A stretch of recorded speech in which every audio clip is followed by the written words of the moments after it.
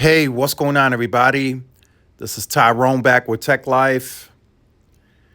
And now that El Paso, Texas, and I'm assuming the other markets are getting retuned, re optimized with more spectrum, more N41 spectrum, and hopefully in the future, other markets that are fragmented that need more spectrum also get these types of deals. Now that that's happening, right? Some people are asking me, so what does it actually mean for T-Mobile to have that additional capacity and speed? T-Mobile was already plenty fast prior, right? They had some slowdowns, but for the most part, they have been able to gradually increase their median downlink speed on RootMetrics and other third-party testing firms. So what does this essentially really mean, right? So can you just say, well, it opens up more FWA slots, right, for more further monetization of the extra capacity? I mean, yeah, you could say that, but I don't think it's how can I say it? I don't think it's hugely important because how much more can they squeeze, right? How much more of that lemon can they really squeeze? Meaning, even though now that there's newfound capacity on air, they've been able to do the spectrum swap, right? How many more FWA slots can they now fill versus what they already have, right? Is it more? Yes. Even if it's just one, two, three slots per sector additionally, it is more. But it's not like they're adding another 50 customers per sector to where all of a sudden it's like, whoa, we're going to get all this new revenue, free cash flow off the charts, right? But if you look at it on a market per market basis, it will add up, right? So however more they can add in El Paso with this new spectrum, they're going to be able to add more in Oklahoma City, more in Daytona, and all these other places where they're doing the sonic wave swap. So that's going to add up over time. But what this really means is, right, T-Mobile is working the deal. They're trying to make the spectrum more fragmented. I mean, more contiguous in places where it is fragmented, and they're trying to make the signal cleaner. They're paying for the backhaul. So that's, as I stated in the video yesterday, that's been a huge topic amongst a lot of people. What is the backhaul situation like? Since they don't own and operate it, they don't control it. It's like I said, T-Mobile says they're fine. They like the rates that they're paying. We are seeing it for ourselves. Maybe not at super huge scale yet, but little by little, more markets will get that backhaul order for higher provisioning. Whether that's 1.5, 2, 3 gigs, whatever it is, it's happening. We are actually seeing it in motion. It's not like we're still speculating and discussing, well, maybe they're going to up the backhaul. No, it's happening in many, many, many, many markets, including mine. And it's, once they make that call and they provision it, it happens actually very quickly. As you see on screen, I'm now doing 1.2. Never, ever in my wildest dreams did I think El Paso was going to be able to achieve this type of performance. And as you can see, the latency is great. The loader latency got better. I mean, all in all, this optimization is really helping. So that brings me to the point, right? What does it really mean for the market? More FWA, yes, check mark. We got that, right? But now you can be more aggressive with everything else. And maybe even grow beyond any expectations that are out there, right? So you can come to businesses now and say, we have this available. We got this. We got the loader latency lowered. We got, 5G use cases out there. Apple Intelligence is on the way, right, in September, October timeframe. So now that's what that means. They can move forward with any newer technology that's coming due, right? And maybe, more enterprises, more bigger businesses, more bigger small businesses, even in my market, that they can now entertain because of this, right? The military would likely be a big business, huge business for them. I think they can now do it. I think if there are cell representatives for T-Mobile for government, I think they can approach the agencies now confidently. I think they can do it with this newfound capacity. That's what that does for them. It brings confidence. Yes, I get it. They're going to sell more FWA. That might bring down some of that capacity. So I definitely understand that and take that into consideration. But everything else is going to accelerate and get bigger, right? Mobile now, perhaps they haven't been too aggressive on mobile because they've already have a ton of share here. But now that share, it can continue to grow.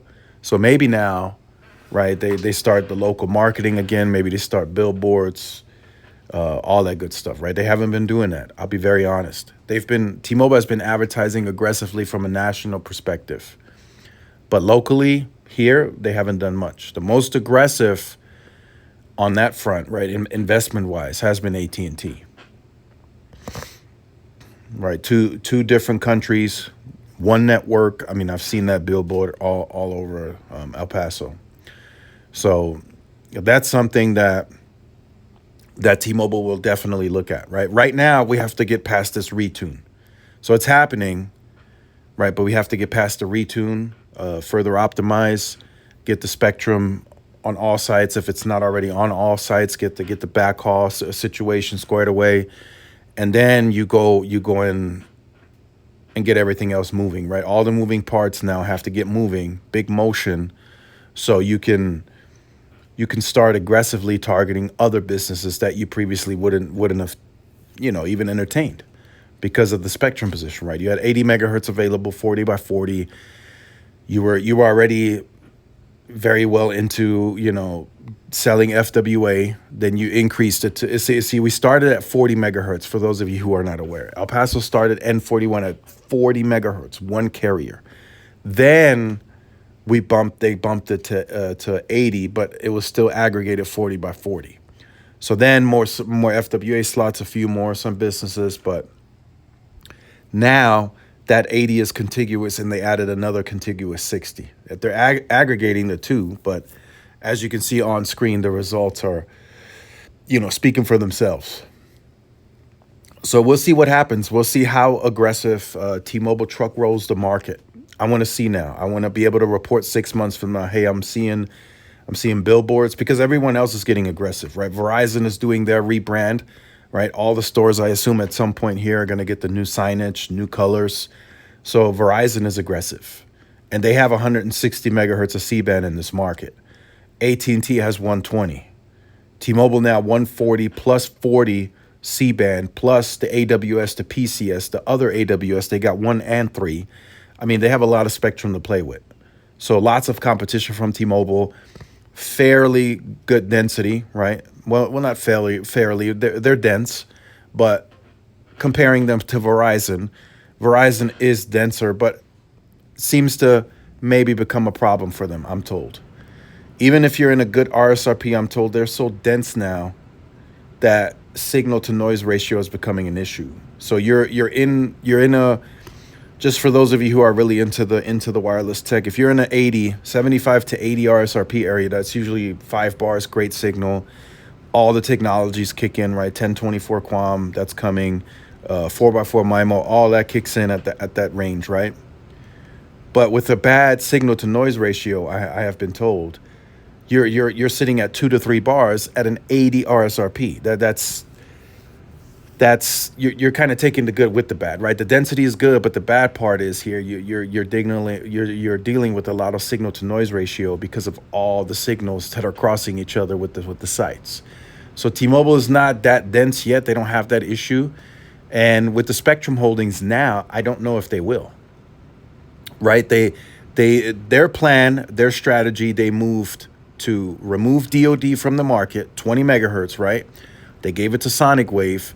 In return, in the swap, they got more 2.5. They got 60 more megahertz on air. Big deal, right? 40 more megahertz than they would have put on air with DoD. It's contiguous. It's great performance. Now, moving forward, right, they can say, okay, we have small cells that we still need to upgrade to strand mounts. That can only be 80 megahertz. The Ericsson Air 4435 taps out at 100. They have 80 contiguous. Let's put that on the strand mounts, right? Then they can say, okay, did we further densify? Or for congestion protection, do we use that C-band that we got stored in a warehouse, right? So that's all a possibility for T-Mobile. They can now deploy, right, aggressively. Like I said, the FDD MIMO, right, that's going to be moved from LTE to NR. And then they can strategically deploy C-band where they see fit.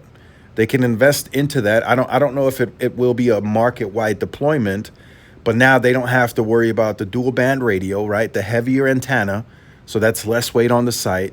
So they just deploy the, I don't know, Ericsson 6419 or 6449, whichever Rev A or B, whichever they see fit.